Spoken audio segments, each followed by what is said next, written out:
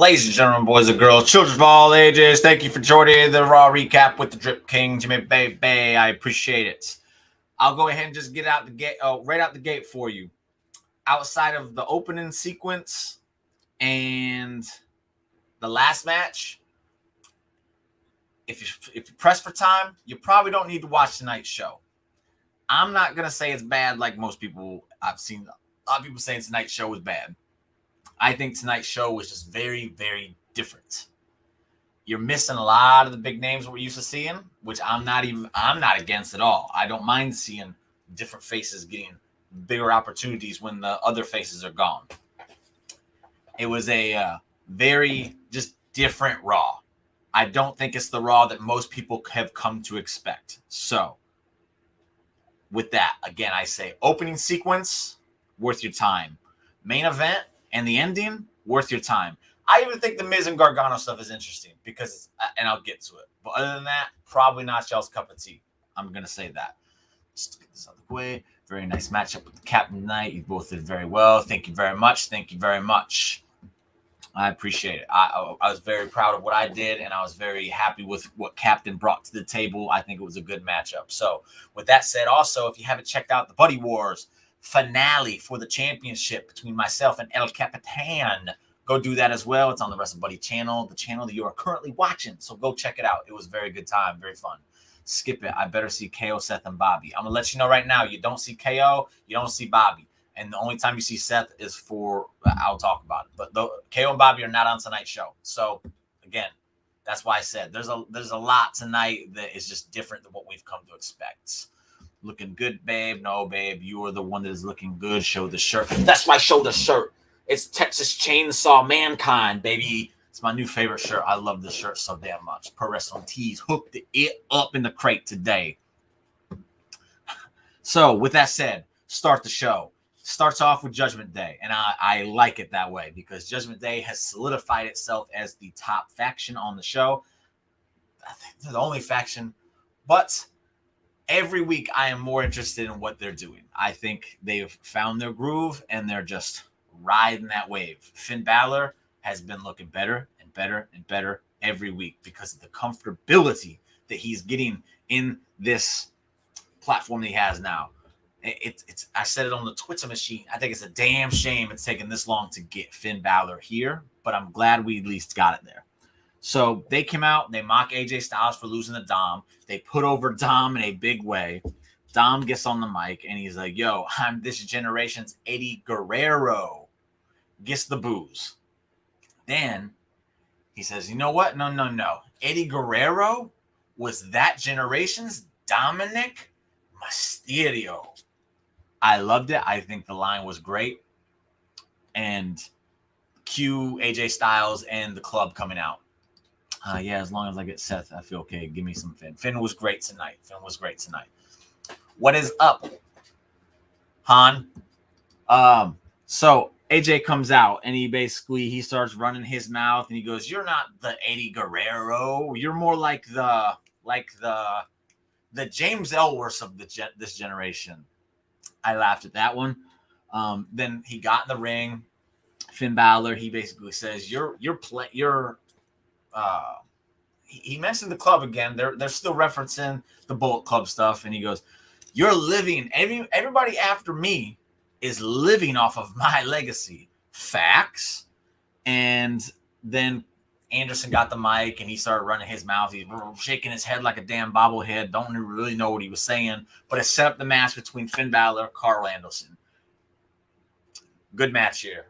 As much as I don't like the Good Brothers or the Club, whatever we're going to call them here in WWE, at least Carl Anderson, when the bell rings, can put on a good match. And this was no different. I like what him and Finn did here.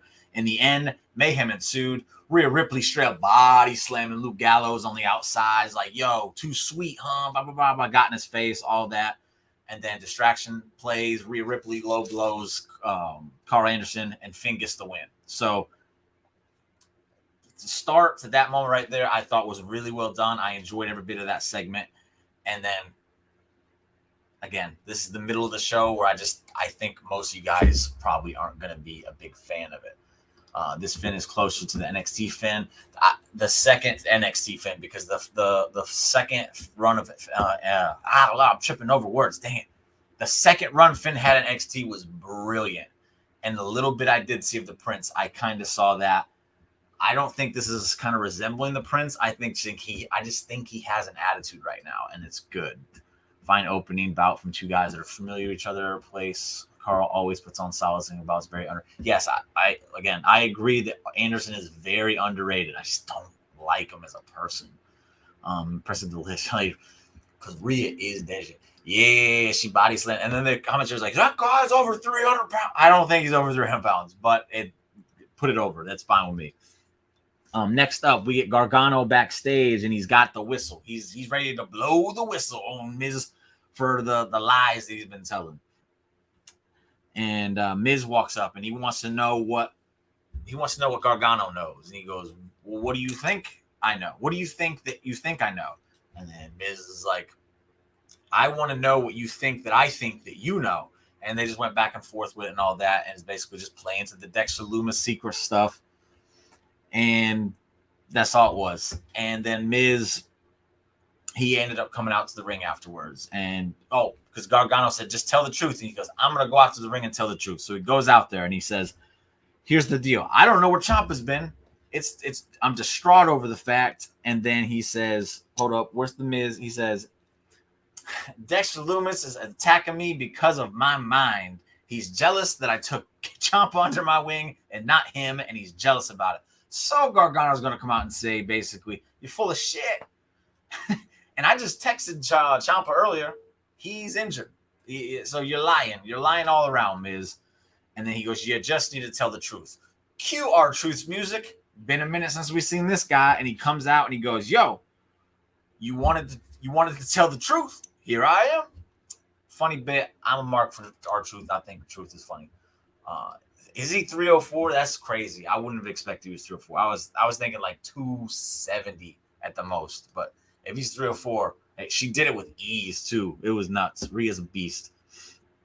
So R-Truth comes out and they have a back and forth with each other, and it boils down to Truth challenges Miz because he wasted his time. He says, you wanted to come out and tell the truth, and I'm out here, and then you're not telling me anything. So Miz accepts the challenge, and then Truth and Gargano had nice chemistry there. They went back and forth, had a little bit of fun with it. I know some people aren't with it, but again, I like Truth. I think he's funny. I'm a mark for it, and I like the segment. It led to a Miz R-Truth match. Match was nothing special, unfortunately. And then Gargano ended up leaving before the match. During the match, you see a man wearing the hood and all that, and he's like, oh man, it's Dexter, and he gets freaked out a little bit, and then Truth rolls Miz up 1, 2, 3. Miz be just eating loss after loss after loss after loss. And then they took the hood off and revealed it was just Gargano. He's playing mind games with Miz, and Miz was mad about it. So let's see what we got here. Yeah, R-Truth. Yes, R-Truth. I like it better for R-Truth in moments like this because we haven't seen him in a minute, so it's nice to get it. If I don't see him again for another month, good. That's what we should do. I like him in spurts, and this is going to work. Not to make things worse, but Von Wagner wrestled on me. I don't have a problem with Von Wagner. I know a lot of people do. I don't. He's young. He's green. You got to give him a chance. I like Von Wagner. I think there's something there with him. They just haven't found out what it is yet. Funny setup. Yes, funny setup. So on top of the stuff I said, the opening, the ending, the Miz and Johnny Gargano stuff might be worth some of y'all's time. I thought it was done well, and it's the only story they were telling all night. So, wow. It happened. Yeah, it was nothing special. Nice swerve from Johnny, though, but the story's been dying a slow death. I think this last week and this week have done its best to bring it back from the dead. I do agree it's been slow, and this shit should have happened at least a month ago because it did last too long. But I like that they're finally like, okay, we're progressing the story, and then I'll finish up later because there was multiple segments involving the Miz and Johnny Gargano stuff. They won't stop. You hate big men, man. After this, Candace is getting an interview, and it gets interrupted by Damage Control, and then I blinked and I missed it, but apparently they attacked her. But then I saw someone say that they didn't even show they attacked her, and it's like a swerve. I don't know. I don't know. I didn't see the attack. Again, it happened so fast. I was just like, blink, up, where's everything go? It's commercial. Backstage, Elias and Riddle, they have a moment. Elias says, look, I made a promise to myself. If anybody interrupts me on my during this time around, they're going to pay for it.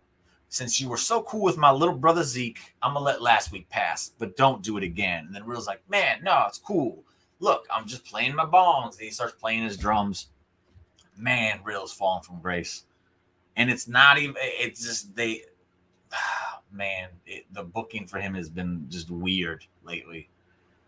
So they have a little moment that Alpha Academy comes in and they start, running their mouth. Chad Gable hit the, oh, y'all are a band now? What's your name? Blink 180. Shoosh. Pops.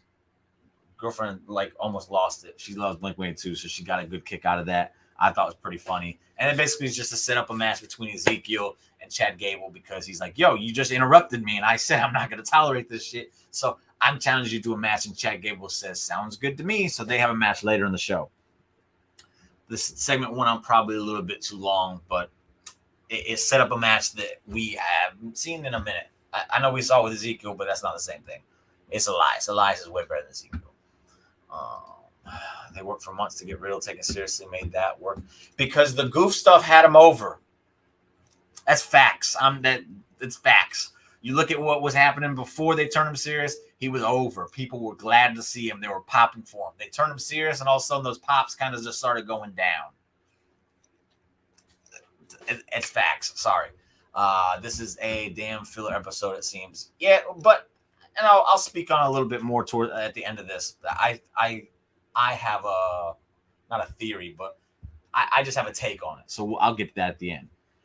Next up, we get Theory versus Ali. Decent match. Rollins came down at commentary, and he killed it at commentary. He put Theory over big time. In the end, Ali was getting it his way, and then Rollins interfered, which allowed Theory to pick up a win. So, hey, everybody that says Austin Theory's getting buried week in and week out, you can shoosh because Theory won tonight. So there you go. Shut up with it. He's not getting buried. After the match, Rollins just beats down Mustafa Ali, says, yo, I'm done with you. You ain't worth it. Got here. He starts walking away. He ends up throwing him into the crowd. Says, get out of here. Then he starts walking up to the ramp and, all that good stuff. He gets to the top. Mustafa Ali comes out of the crowd and attacks him. They just start beating the hell out of him. And then Mustafa Ali says, I am your problem now. He's still yelling that, I am your problem now. And then that was it. So I believe this match, and this is one of those matches where, again, people are complaining they didn't get their big names and all that. And the show was boring. Well, what they did tonight with a match like this is if Mustafa Ali is going into a program with Seth Rollins, we need to be reminded, for those who forgot, that Mustafa Ali is pretty damn good in the ring. So to do that, you can't have him cut promos. You can't have him do segments. You have to put him in the ring and have a match with someone like Austin Theory that allows him to showcase this stuff. And that's what the reason for this match was. And it went 2 segments, I believe. So that was the reason we got matches like this tonight. And there's 2 more that happened for the exact same reason. But because it's not the dancing around segments that we're all used to, we always want to just shit on it. It's like, yo, you can't have everything the same all the time. We got to get different stuff sometimes. And that different stuff is to help progress things so that 5 years from now, we're not wondering, hey, where were those guys we were watching every single week? We're getting people like Ali who are getting an opportunity to say, hey, I can be the guy in 5 years you can watch. So there's reasons for it. That's what I'm looking at. It was a good match. All Ali Theory is match of the night. Both guys look credible. I don't think it was match of the night, but it was probably the second best. It was good. Both guys look incredible. Theory picks up a much needed win, and Mustafa eating the pin via cess interference. Very well done all around. 8 out of 10. I think it was done well. I do like the match. I hate that the first win Theory's had in like 30, 50, 100,000 matches that he's had, that it had to come at that way, but it is. Seth mentioned the history with Theory was nice, Theory history, but it was vital to what Seth was saying. So after that, we go back to Gargano. He's backstage and he's trying to get to Candice because Candice was attacked. And Miz, he cuts him off and he goes, hey, man, He just says a little something to him. He's trying to smooth things over because he don't want the secret to come out. That's what I'm getting from it. And then Johnny Gargano's like, just leave me alone. And he goes, but then he runs into JBL and Corbin. And JBL mocks him for being an indie wrestler for so long. And introduces, he says, if this is the Attitude Era, you'd be carrying my bags. You didn't even introduce yourself. And he tries to introduce himself, JBL, cold shoulders, my believe. And then that's it. Sets up a match between Gargano and Corbin. And I saw people like, oh, nobody wants to see that. Why not? Why not? Johnny Gargano's awesome. Baron Corbin's awesome. Why do you want to see this match? I was pumped for that. Next up, Omos versus 4 Jobbers. Y'all know how that went, so I won't waste your time. Next up, Elias versus Gable. This is another match. Went 2 segments. It was good. I don't think it was bad by no means. Elias showed me some things that we didn't see him do before as Elias or as Ezekiel, so I liked seeing it. Seems like he's been working on his offense, and I dig it. He got the win here. He got attacked afterwards by Otis, and then Riddle came to make the save. So I'll just say this about Riddle. I really, really, really hope they do not put him and Elias into a tag team like they did with him and Randy. It just ain't going to work for me. A band? No, they better not be doing that. Again, this is another match like I was talking about with the Ali Austin stuff. You're giving Elias just returned. You have to remind people what Elias can do. So you put him in a match with someone like Gable, who is phenomenal in the ring, and say, hey, let's get these people a crash course in what Elias is capable of doing. And that's what this match was doing. It was showcasing Elias, getting him a much-needed win upon his return to say, okay, Elias is here. Take him a little bit seriously. There's a reason for it, and why anybody is you can't constantly talk about how you want to see new faces get these opportunities, and then when these new faces get these opportunities, to be like, yo, this is boring. I want the old guys back. Stop it. I enjoyed the match. Let's see. JBL is a monster score. JBL has some better pants tonight, too. 36, that's not that old anymore. It's just not. That man could wrestle until he's like 44. Like, this isn't back in the day. The schedule is so much lighter. It's not the same thing anymore. He could be wrestling 5 years from now. So that's nothing. That's nothing. Corbin versus Gargano. Yes. Thank you very much. Gargano versus Corbin. I get the pairing where JBL shits over the Indies. I just don't care. Not the reaction you want for Gargano's first program. It's the direction they're going. We haven't gotten that match yet. So, Riddle and Elias. No, it won't be for Tidy. Not Tidy approved. I don't mind like the 1 or 2 seconds. I just don't want it to be a permanent thing. I also want Elias messing with the crowd. I want the knees. So next up, OC's backstage, and they're talking about they need help with Rhea. They need a woman because they have a problem with Rhea. And Gallus is like, I got something for Rhea. And they're like, yo, no, you don't. He's trying to play like he's going to be a smooth talking ladies man to a Rhea and smooth things over. And then he leaves. And they're like, yo, he's not a ladies man. So he leaves, and they're just mocking him. JBL comes out, and he starts ripping the fans like he did last week. Again, it's cheap heat, but JBL does it pretty well, so people buy it. It is what it is. The match itself, Gargano versus Corbin, I digged it. Gargano is a dwarf next to Corbin, and the way the match went about is he's like, hey, I got to do this and I got to do that because I'm outmanned. I'm the much, smaller guy. I got to wrestle a certain way to make things happen. And that's what I feel like happened here. Gargano put the cowboy out at one point, and he's sitting there, did a little dance, did a little shooting, entertaining people a little bit. Gargano was probably the MVP of the show tonight, if you're asking me, with the multiple segments and this. I dug what Gargano was doing tonight. In the end, he went for his move, but JBL came over, tripped him up, and then Corbin brought him in. And the days, I feel like I haven't seen it in forever. So... and Corbin got the win. So again, this is another match where Corbin is being repackaged and reintroduced to people because he's been treated as a joke for far too long. And now it's like, hey, Corbin's with JBL. He has a new attitude. There is it's a fresh coat of paint, kind of, even though he kind of looks the same and they haven't changed that stupid music. But they're trying to reestablish Corbin. So to do so, you put him in the ring and you have him win some matches. that's what the purpose of this match was. So again, you're getting mad about matches when you complain there's not enough. I don't know. It's just so weird what people complain about sometimes. So now we can bring this up. Direction they're going, decent match, 5 out of 5 out of 10. I would say it's probably like, I don't know. I enjoyed the match. That's what I'll say. I don't know about grades. I just didn't enjoy the match. And the Indies thing is kind of the way to go. What else are you gonna make fun of Johnny Gargano for? That he's small? Yeah, we haven't heard that one before. I like the Indie. I like it because JBL obviously looks down on the Indies. Baron Corbin skipped the Indies, so why not go that route? I think it's good. I almost want Elias messing with the. Oh, okay, I did that one already. Leave Bobby alone. He mid-40s like a boss and can still go. A lot of dudes in their 40s right now.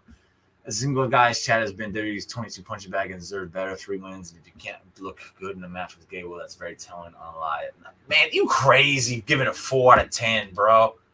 You crazy. That was a good match. It wasn't a 4 out of 10.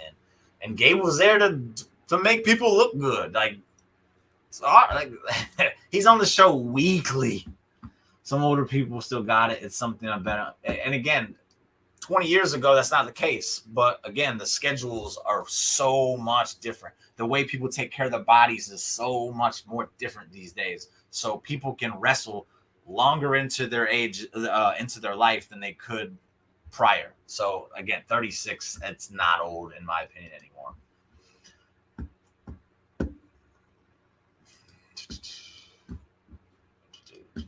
Yes, Corbin is a W. Not everyone has to eat with JB on the mouth from the South. You're only saying that because of the Blink 180 shoosh. That's all you talking about. Stop that. So then we go back. What's it?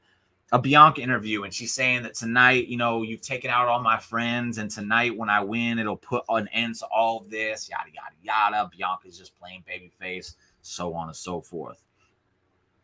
Let's see. Then we got Gargano walking backstage. Megas comes up. He's got a get well soon card. He says, this is for Candice. And he's again trying to smooth things over with Johnny because he doesn't want the truth coming out. And then Johnny Gargano says, look, man, if you want the truth, if you want things to get better, just tell the truth. And if you don't by next week, I will. So, like I was saying earlier, he's taking a very, very, very, very, very, very, very, very, very insert like 20,000 more varies. Long time to get to this point of the Dexter Lumis Miz story. But the last 2 weeks have progressed it to where it needs to go. And we're going to get a reason for all this shit next week. Fingers crossed, hopefully don't pull the rug out from under us on that. I don't think they will. But again, this should have happened last month. It didn't. It's happening now. About damn time.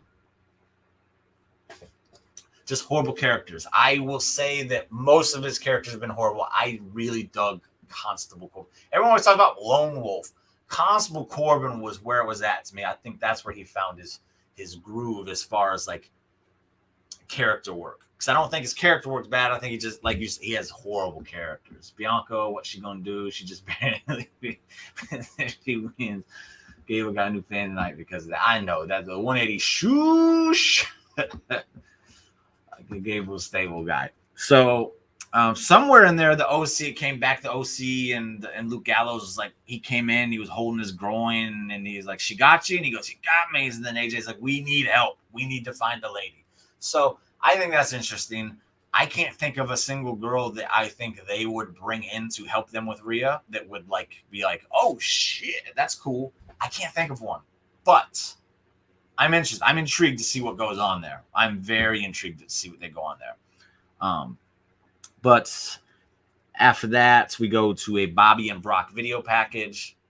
So there you go. There's your Bobby for the night, Tidy. It was a video package. It was decent. It wasn't anything special. It just highlighted what Bobby and Brock have gone through and a little bit beforehand about I don't even remember. That's how okay it was. I already forgot what happened in the beginning of it.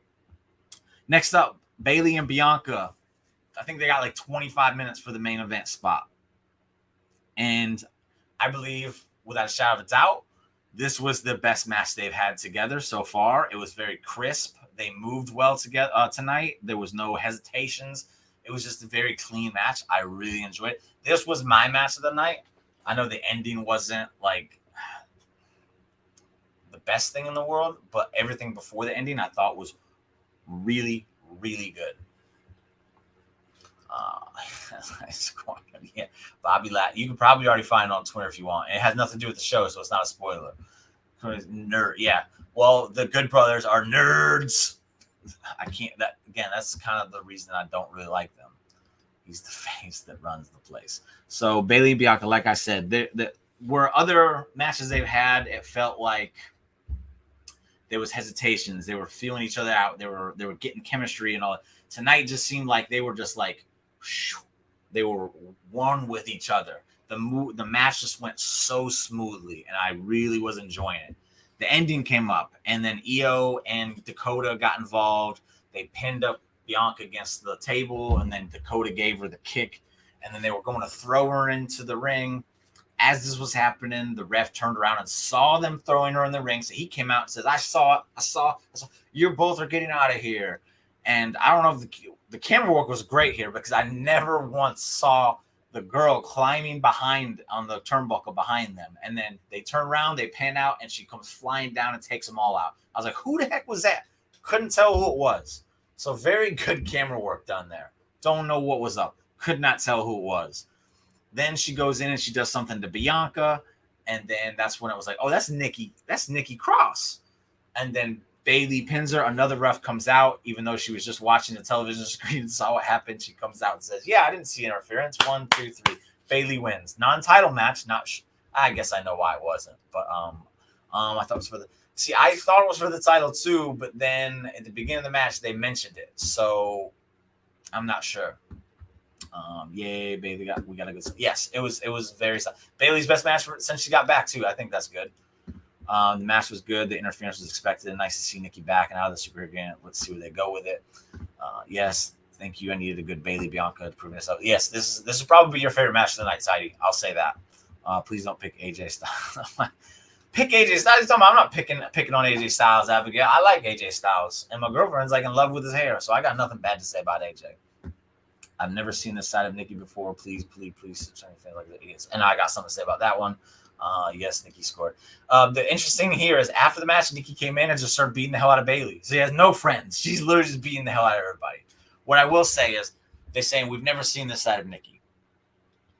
She was beating people up. She wasn't acting crazy. And that's what she did when she was crazy. She seems very well composed. It seems like the Nikki we were seeing towards the end of the Alexa Nikki program, where she was, communicating with people and smiling and all that. But she wasn't being crazy and she was beating people up. Yes, we've seen her beating people up before like this. She wasn't acting crazy. I don't know. I rarely give a shit what commentary says anyway. I tune them out sometimes. But I think it was very cool. All night. They're in North Carolina. Something's happening in the main event between Becky and Bailey. Here comes Charlotte. Woo, woo, woo. And y'all got Nikki. Thank God. I didn't want to see Charlotte tonight. That would have ruined the whole evening for me. I'd probably be pretty upset about the show. We got Nikki instead. Thank you. Nikki's a good one. I am excited to see her back. I hate that her superhero shit never took off, because it was her baby. It was her project, and she really wanted it to work. Unfortunately, it had a very, very short run. The people gave up on it, and it was dead. Sorry, Nikki. I was supportive of it. But if we're doing something to get her back in a spot to where she could be a main focal point of the entire division, give it to me. I mean, what was she doing? She was beating people up, and she was just sitting there like someone who just beat someone up. I feel like that was pretty sane. She's just letting people know, like, yo, I'm tired of this women's division. I don't know.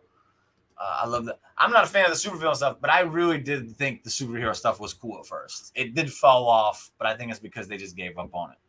But yeah, I feel like I was about to talk on something. I don't remember what it was.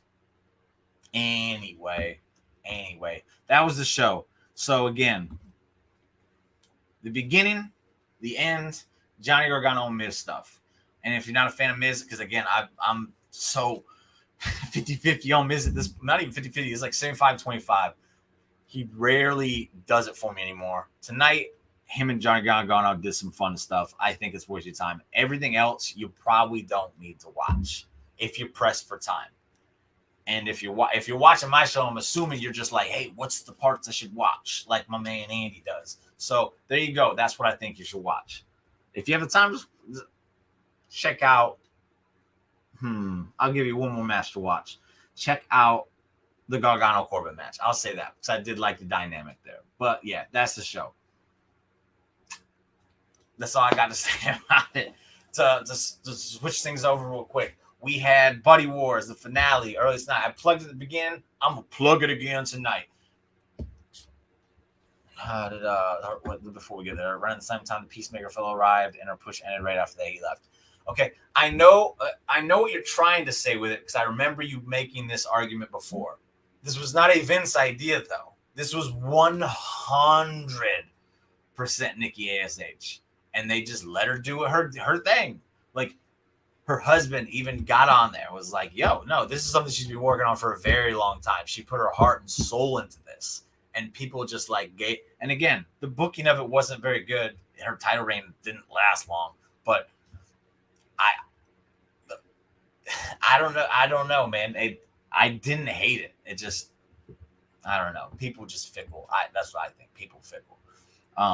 But the Buddy Wars finale, I plugged it at the beginning, I'm plugging it again. It was a very, very great show. And I'll say this, the 4 weeks of pay-per-view that I booked and Captain booked was probably better than what they gave us tonight. I'll say that. I'll gladly say that because we're great minds who know what we're talking about sometimes. So you should check it out. And I'm not going to tell you to vote for Jimmy. I'm not going to do that. I'm going to go tell you to watch the show for yourself, listen, take notes if you have to, and pick your winner that way.